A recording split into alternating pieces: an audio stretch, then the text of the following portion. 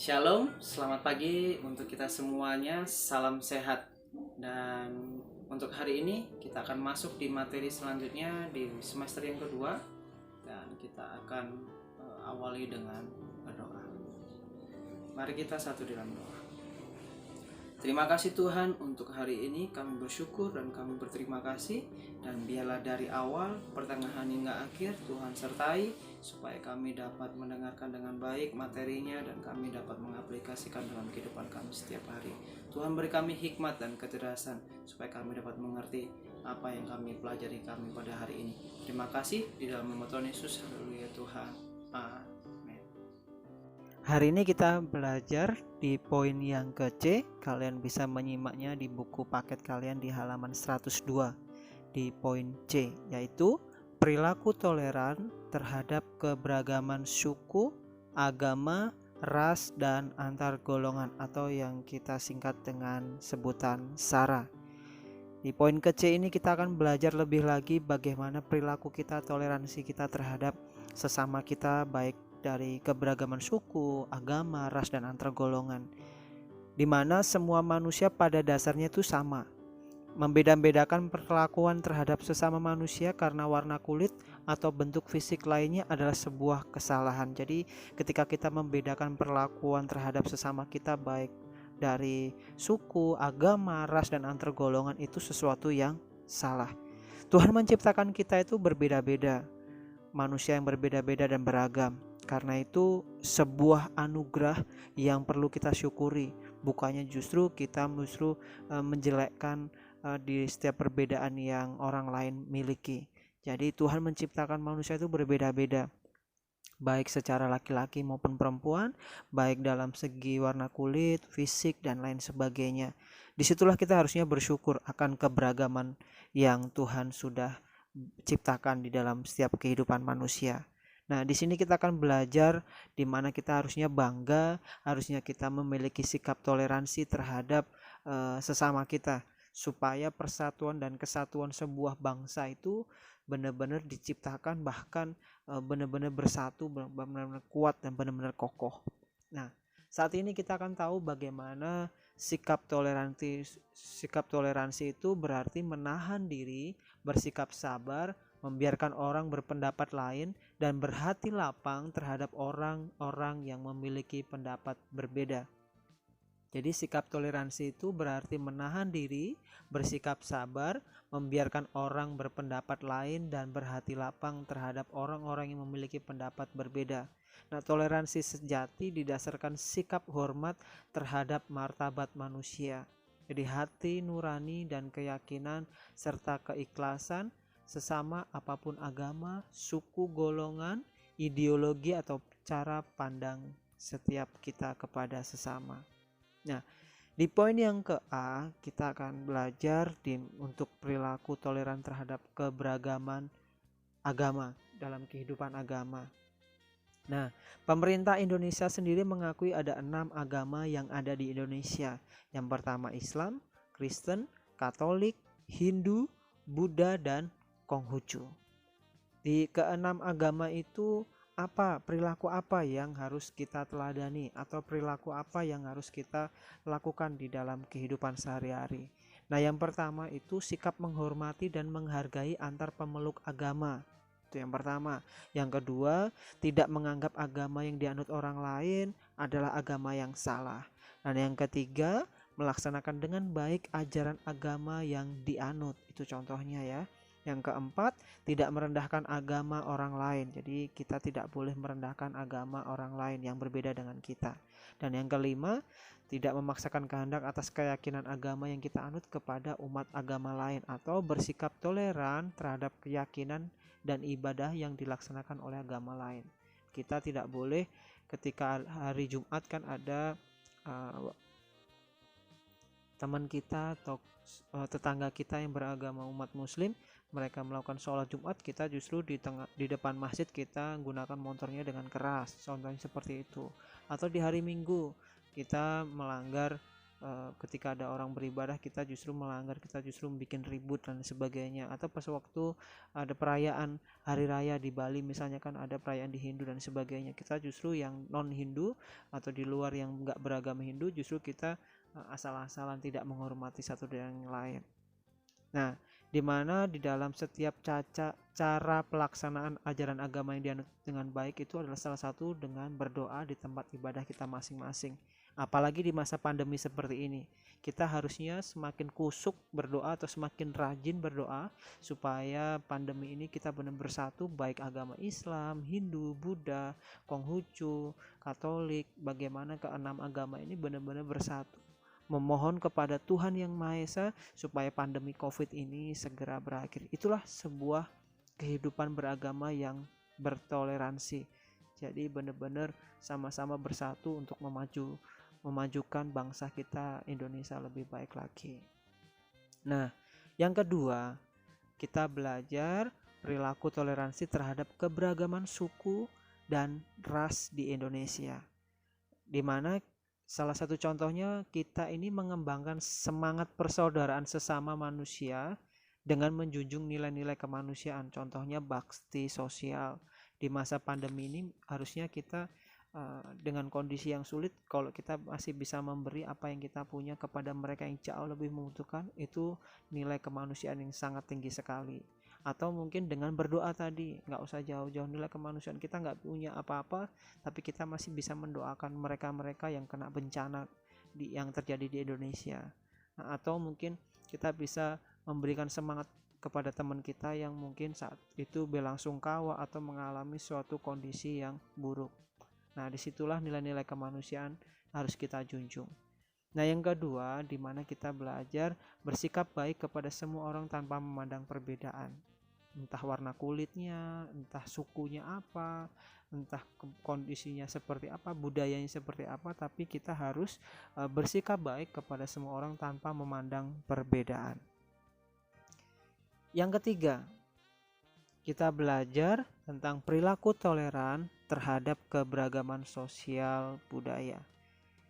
Poin yang ke-A dari nomor 3 ini adalah memiliki rasa bangsa Indonesia terhadap kekayaan budaya sendiri. Harusnya kita bangga dong terhadap kekayaan budaya kita sendiri.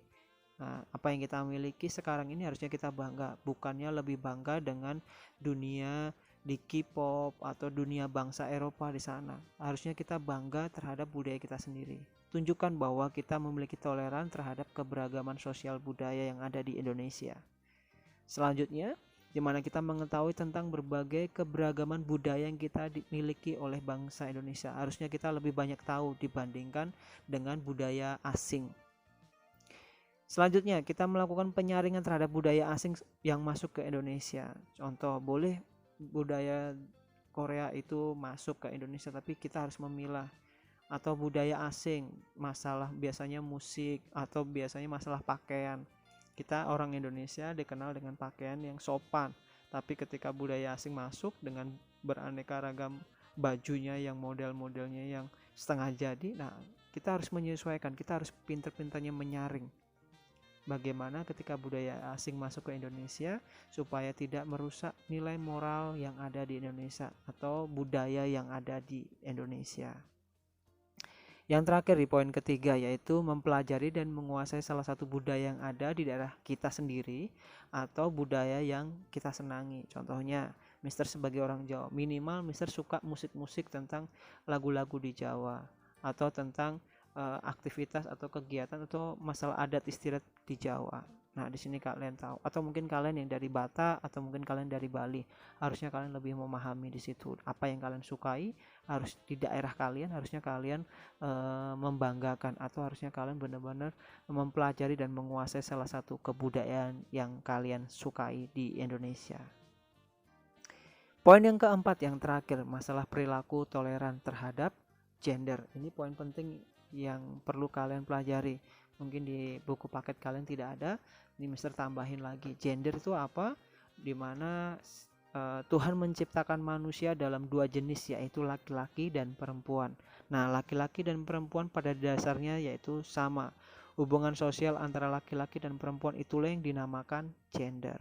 Nah, jadi gender merujuk pada hubungan antara laki-laki dan perempuan, anak laki-laki dan perempuan, dan bagaimana hubungan sosial tersebut diciptakan. Nah, ada di mana kita harus mengembangkan atau menghormati perbedaan gender di masyarakat di Indonesia sekarang ini yang kita ada. Poin yang pertama, yaitu membagi alokasi sumber daya atau manfaat secara adil antara laki-laki dan perempuan. Kita tidak boleh membedakan bahwa dia laki-laki yang kuat kita kasih makan yang banyak, atau yang perempuan karena dia kerjanya sedikit kita nggak kasih atau sumber daya alam yang sedikit. Tidak, tapi harus sama, jadi baik laki-laki maupun perempuan. Nah, yang kedua, tidak menghilangkan diskriminasi berdasarkan jenis kelamin. Biasanya masalah kepemimpinan. Nah, bahwa orang pemimpin itu biasanya hanya laki-laki, nggak boleh perempuan. Nah, tetapi di Indonesia kita tahu bahwa tidak ada diskriminasi berdasarkan jenis kelamin. Salah satu presiden pertama kita wanita yaitu Megawati, yang dimana Megawati menjelaskan bagaimana seorang pemimpin bukan hanya laki-laki tetapi perempuan bisa jadi. Bahkan kalau kita tahu sejarahnya emansipasi wanita, yaitu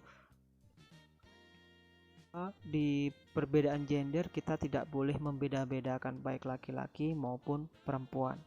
Nah, yang ketiga, memberikan akses pelayanan yang sama kepada laki-laki dan perempuan, baik masalah fasilitas yang ada, akses pelayanan misalnya. Contohnya ini tentang bakti sosial atau BPJS yang kalian tahu, atau masalah kegiatan masalah sarana prasarana, baik laki-laki dan perempuan semua sama, tidak ada perbedaan. Contohnya kalau kalian di kelas, misalnya bangku atau kursi ya sama, laki-laki dan perempuan tidak ada bedanya, semua disamakan. Nah, yang terakhir, poin keempat, memberikan kesempatan yang sama kepada laki-laki dan perempuan. Setiap orang punya kesempatan, kesempatan baik secara kepemimpinan, jadi presiden atau jadi pemimpin, atau misalnya ketua OSIS, bisa jadi perempuan, bisa jadi pemimpin atau wali kelas atau dan sebagainya, masih banyak lagi. Jadi nggak harus laki-laki ya, banyak kesempatan-kesempatan yang harus disejajarkan atau sama baik laki-laki maupun perempuan. Nah, kalau kita tahu 2 menteri bahkan 3 sekarang ya menteri ya yang sebagai kabinet menteri keuangan, yaitu Ibu Sri Mulyani Indrawati, di mana Pak Jokowi salah satunya menetapkan menteri keuangan adalah Ibu Sri Mulyani. Yang kedua, Ibu Retno Marsudi, yaitu menteri luar negeri. Nah, bagaimana seorang wanita pun bisa jadi pemimpin, punya kesempatan menjadi menteri di dalam kabinetnya Pak Jokowi pada tahun 2019 sampai 2024. Dan yang kita tahu sekarang ini, beberapa minggu yang lalu, bagaimana Presiden Jokowi juga menetapkan seorang perempuan juga sebagai menteri sosial, yaitu Ibu Risma, atau kita kenal dengan Ibu Tri Risma Maharani, yaitu yang dulu pernah menjadi mantan wali kota Surabaya, dan sekarang Pak Jokowi memberikan sebuah kesempatan buat Ibu Risma sebagai Menteri Sosial. Nah, di sini kita tahu bagaimana di dalam perilaku toleran terhadap perbedaan gender itu kita harus tahu. Dan ada 4 poin yang perlu kita pelajari tentang perilaku toleran terhadap keberagaman suku, agama, ras, dan antar golongan. Kita tidak boleh membeda-bedakan agama, kita tidak boleh membeda-bedakan dalam masalah suku dan ras, kita tidak boleh membeda-bedakan masalah sosial budaya yang ada di Indonesia, bahkan lebih suka dengan budaya yang kita tidak boleh. Harusnya kita lebih cenderung kepada budaya kita. Dan yang keempat, di mana masalah perbedaan gender kita harus benar-benar sama. Itu saja yang Mister bisa berikan. Selamat pagi. Nah, kita tadi sudah menyelesaikan materi yang ada di hari ini, dan biarlah kita juga akan akhiri dengan berdoa. Mari kita ambil sikap untuk berdoa. Terima kasih Tuhan untuk hari ini. Apapun yang kami pelajari pada hari ini, Tuhan, beri kami hikmat dan lebih lagi supaya kami dapat mengerti dan kami dapat mengaplikasikan dalam kehidupan kami sehari-hari di tengah-tengah keluarga, di masyarakat, dan dimanapun kami berada. Tuhan berkati apapun yang kami pelajari, biarlah kami berguna untuk masa depan kami juga, Tuhan. Tuhan sertai kami dan berkati kedua orang tua kami yang bekerja, supaya mereka dapat bekerja dengan baik, dengan semangat, dan penuh dengan tanggung jawab, supaya kami dapat mencukupi setiap kebutuhan kami di sekolah kami. Terima kasih Tuhan, di dalam nama Tuhan Yesus kami berdoa dan mengucap syukur. Haleluya Tuhan. Amin. Oke, see you next time. Tetap semangat, tetap jaga kesehatan. God bless you all.